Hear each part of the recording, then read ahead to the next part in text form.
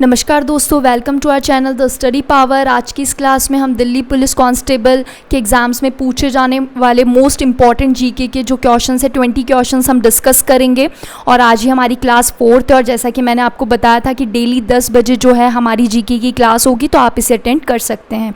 उससे पहले आप सभी से एक छोटी सी रिक्वेस्ट है कि जिन्होंने अभी तक हमारा चैनल सब्सक्राइब नहीं किया है वो हमारे चैनल को सब्सक्राइब कर ले और बेल आइकन प्रेस कर दे। उसके एक इम्पॉर्टेंट इन्फॉर्मेशन भी आपको बतानी थी कि दिल्ली पुलिस भर्ती से रिलेटेड जो प्रीवियस ईयर पेपर के 10 सेट्स है उनका लिंक हम डिस्क्रिप्शन में गिवन है, वहाँ से आप इसे डाउनलोड कर सकते हैं। इसके अलावा दिल्ली पुलिस एग्ज़ाम्स की कंप्यूटर की बुक इंग्लिश मीडियम और हिंदी मीडियम दोनों में ही अवेलेबल है। बहुत इंपॉर्टेंट बुक है, टू द पॉइंट इसमें क्वेश्चंस दे रखे हैं जो आपके पूरे सिलेबस को कवर करता है, तो इनका लिंक भी डिस्क्रिप्शन में गिवन है, आप वहाँ से इन्हें डाउनलोड कर सकते हैं। आइए बढ़ते हैं हमारे वीडियो की तरफ। फर्स्ट क्वेश्चन है हमारा, कश्मीर के किस उत्पाद को हाल ही में जीआई टैग प्राप्त हुआ है? तो कश्मीर के किस उत्पाद को, केसर को जो है जीआई टैग जो है प्राप्त हुआ है। और कश्मीर में जैसा कि आपको पता है कि केसर की खेती होती है, तो कश्मीर में उगाए जाने वाले केसर को अभी जीआई टैग प्राप्त हुआ है। जीआई टैग, जीआई की फुल फॉर्म होती है ज्योग्राफिकल इंडिकेशन। तो ज्योग्राफिकल इंडिकेशन टैग जो है वो उन उत्पादों को दिया जाता है जो क्षेत्र विशेष में उत्पादित होते हैं या फिर उस जगह से उनकी पहचान होती है। ये किसी पर्टिकुलर एरिया में इनका प्रोडक्शन होता है, तो उन्हें जीआई टैग प्राप्त होता है। तो अभी कश्मीर में जो है जीआई टैग किसे प्राप्त हुआ है? केसर को। उसके बाद में हाल ही में जारी नई शिक्षा नीति, जैसा कि आपको पता होगा कि अभी केंद्रीय सरकार ने नई शिक्षा नीति 2020 जारी की है। तो किन समितियों की रिपोर्ट पर ये जो नई शिक्षा नीति है जो ये जारी हुई है? तो एक तो है TSR सुब्रमण्यन समिति और दूसरी है के कस्तूरीरंगन समिति।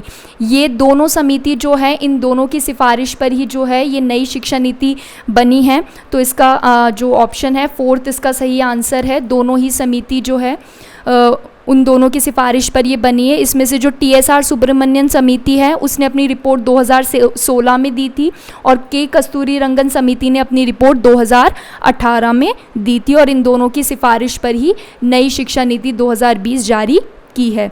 उसके बाद में क्वेश्चन नंबर 3 है, हाल ही में सिंगापुर में विपक्ष के पहले नेता के तौर पर किसे नामित किया है? तो सिंगापुर में पहली बार विपक्ष का जो नेता है वो नामित किया है। इससे पहले विपक्ष का नेता जो है वहाँ पर नहीं होता था। तो अभी जो है प्रीतम सिंह को जो है सिंगापुर के विपक्ष के पहले नेता के तौर पे नामित किया है। और ये जो प्रीतम सिंह है ये भारत मूल के हैं और सिंगापुर संसद में विपक्ष का नेता इन्हें घोषित किया है। सिंगापुर के संसदीय इतिहास में पहली बार विपक्ष का नेता नामित किया गया है, ये बात मैं आपको बता चुकी हूँ। और प्रीतम सिंह जो है सिंगापुर की वर्कर्स पार्टी के प्रमुख नेता है, जो कि बहुत बड़ी पार्टी, अपोजिशन पार्टी है वहाँ की। तो याद रखेंगे आप, एग्ज़ाम के लिए भी इम्पॉर्टेंट क्वेश्चन है क्योंकि पहली बार सिंगापुर में विपक्ष का नेता जो है वो बना है, तो प्रीतम सिंह बने हैं।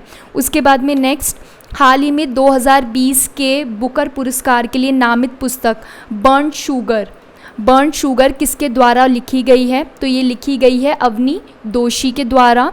और ये अवनी दोषी भी भारतीय मूल की है और इन्होंने ये पुस्तक बर्न्ड शुगर 2020 लिखी है, जिसके लिए बुकर पुरस्कार के 13 लेखकों की सूची में इनका भी नाम जो है शामिल है। इस पुस्तक में अवनी ने माँ बेटी के जटिल और असामान्य रिश्तों को बहुत खूबसूरती के साथ में बयां किया है। तो काफ़ी अच्छी बुक है, इमोशनल जो है इसमें इमोशनल बुक है, ये इमोशंस जुड़े हुए हैं इसमें, माँ और बेटी से संबंधित जो रिश्ता है।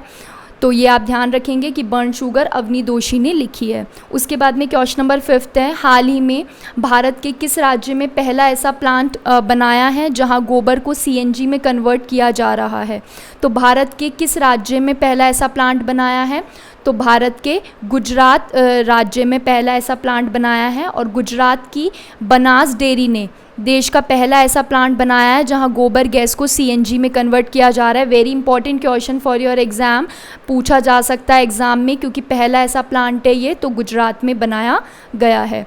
नेक्स्ट क्वेश्चन है क्वेश्चन नंबर 6, हाल ही में किस देश में बाराकाहा परमाणु ऊर्जा संयंत्र स्थापित किया गया है? तो ये स्थापित किया गया है संयुक्त अरब अमीरात, यूनाइटेड अरब अमीरात्स में। और ये जो संयुक्त अरब अमीरात में स्थापित किया गया है इस ऊर्जा संयंत्र के पहले रिएक्टर ने 1 जुलाई से काम करना आरंभ कर दिया है। टोटल इसमें 4 रिएक्टर है और अरब देशों में स्थापित होने वाला ये पहला परमाणु संयंत्र है। तो ध्यान रखेंगे, बाराकाह परमाणु ऊर्जा संयंत्र संयुक्त अरब अमीरात में ये स्थापित किया गया है। उसके बाद में नेक्स्ट क्वेश्चन, देश का पहला हिम तेंदुआ संरक्षण केंद्र किस राज्य में खोला जा रहा है? तो पहला हिम तेंदुआ संरक्षण केंद्र जो है उत्तराखंड में खोला जा रहा है और उत्तराखंड के उत्तरकाशी क्षेत्र में देश का पहला हिम तेंदुआ प्रशिक्षण केंद्र खोला जा रहा है। हिम तेंदुए जो है प्रमुख रूप से एशिया के ऊंचे इलाकों में पाए जाते हैं। यह एक संकटग्रस्त बिल्ली प्रजाति है। हिम तेंदुआ कजाकिस्तान और किर्गिस्तान के राजकीय प्रतीकों का भी हिस्सा रहा है, तो ये भी आपको थोड़ा ध्यान रखना है। तो हिम तेंदुआ का पहला संरक्षण केंद्र कहाँ खोला गया है? उत्तराखंड में। उसके बाद में नेक्स्ट क्वेश्चन है क्वेश्चन नंबर 8, हाल ही में यूपीएससी का नया अध्यक्ष किसे बनाया गया है?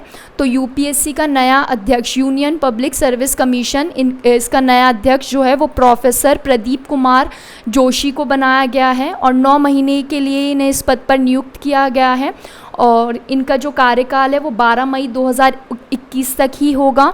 उन्हें यूपीएससी के निवर्तमान अध्यक्ष अरविंद सक्सेना, इनसे पहले प्रोफेसर प्रदीप कुमार जोशी को अभी अपॉइंट किया गया है और इनसे पहले जो यूपीएससी के अध्यक्ष थे वो कौन थे? अरविंद सक्सेना। और अरविंद सक्सेना ने ही इन्हें पद और गोपनीयता की शपथ दिलाई है। और प्रोफेसर प्रदीप कुमार जोशी जिन्हें अभी अपॉइंट किया है वो छत्तीसगढ़ और मध्य प्रदेश के लोक सेवा आयोगों के भी अध्यक्ष रहे हैं और मई 2015 में यूपीएससी के सदस्य बने थे ये। तो अभी आपको ध्यान रखना है कि यूपीएससी का जो नया अध्यक्ष है वो किससे बनाया गया है? प्रोफेसर प्रदीप कुमार जोशी को, और उनसे पहले कौन थे? अरविंद सक्सेना थे। उसके बाद क्वेश्चन नंबर 9 है, हाल ही में नया नियंत्रक एवं महालेखा परीक्षक CAG किसे नियुक्त किया गया है? तो CAG controller and auditor general of India, नया नियंत्रक एवं महालेखा परीक्षक जो है गिरीश चंद्र मुर्मू को नियुक्त किया गया है और जम्मू कश्मीर के उपराज्यपाल के पद से गिरीश चंद्र मुर्मू के इस्तीफे के बाद मनोज सिन्हा को जम्मू कश्मीर का नया लेफ्टिनेंट गवर्नर नियुक्त किया है। इससे पहले जो गिरीश चंद्र मुर्मू थे वो जम्मू कश्मीर के उपराज्यपाल थे, उन्होंने इस पद से इस्तीफा दे दिया है। इसके बाद इन्हें CAG नियुक्त किया गया है और इनकी जगह पर अब जो जम्मू कश्मीर का नया लेफ्टिनेंट गवर्नर है वो किन्हें बनाया गया है? मनोज सिन्हा को बनाया गया है। और मुर्मू ने यहाँ पर राजीव महर्षि का स्थान लिया है, यानी मुर्मू से पहले जो CAG थे वो कौन थे? CAG के पद पर कौन नियुक्त थे? राजीव महर्षि नियुक्त थे। तो इन सभी बातों का आप ध्यान रखेंगे। उसके बाद में क्वेश्चन नंबर 10 है, हाल ही में किस राज्य के मुख्यमंत्री ने 2 फास्ट ट्रैक कोर्ट का उद्घाटन किया है? तो 2 फास्ट ट्रैक कोर्ट का उद्घाटन जो है मणिपुर राज्य ने किया है और पॉस्को और बलात्कार के मामलों की सुनवाई के लिए कि जल्दी से उसमें सुनवाई और फैसला हो और जल्दी से न्याय मिले, इसके लिए मणिपुर के मुख्यमंत्री एन बीरेन सिंह ने वीडियो कॉन्फ्रेंसिंग के माध्यम से 2 फास्ट ट्रैक कोर्ट का उद्घाटन किया है। तो आप ध्यान रखेंगे कि 2 फास्ट ट्रैक कोर्ट का उद्घाटन कहाँ हुआ है? मणिपुर राज्य में। उसके बाद में हाल ही में भारत की पहली किसान स्पेशल ट्रेन किस राज्य से शुरू हुई है? तो पहली किसान स्पेशल ट्रेन जो है महाराष्ट्र से शुरू हुई है और ये जो किसान स्पेशल पार्सल एक्सप्रेस ट्रेन है इसका संचालन 7 अगस्त 2020 से किया गया। इस ट्रेन की शुरुआत महाराष्ट्र के देवलाली शहर से हुई। इसकी मदद से किसान देश के कोने कोने से फल, फूल, सब्जी जैसे उत्पादों को कम समय में लाकर ज़्यादा मुनाफा कमा पाएंगे। और ये जो ट्रेन है ये कोल्ड स्टोरेज की तरह होगी जिससे सामान भी जो है ख़राब नहीं होगा। तो ये जो पहली किसान स्पेशल ट्रेन है, very important for your exam, बहुत इंपॉर्टेंट क्वेश्चन एग्ज़ाम के लिए भी, ये महाराष्ट्र के देवलाली शहर से शुरू की गई है। उसके बाद में आपका क्वेश्चन नंबर 12 है, हाल ही में raw a history of India's covert operation नामक पुस्तक किसने लिखी है? तो ये पुस्तक जो है वो यतीश यादव ने लिखी है और इस किताब में भारत की जासूस एजेंसी रॉ, जिसकी फुल फॉर्म है रिसर्च एंड एनालिसिस विंग, द्वारा किए गए वीरतापूर्ण कार्य संचालन की एक झलक मिलेगी, जिसमें बताया गया है कि किस तरह जासूसी कम्युनिटी में ग्रे दीवारों के पीछे वास्तव में कैसे ऑपरेशंस को अंजाम दिया जाता है। तो ये आप ध्यान रखेंगे। एक तो रॉ की full form research and analysis wing, और ये जो बुक है ये किसने लिखी है, raw history of India's covert operation, ये बुक लिखी है यतीश यादव ने।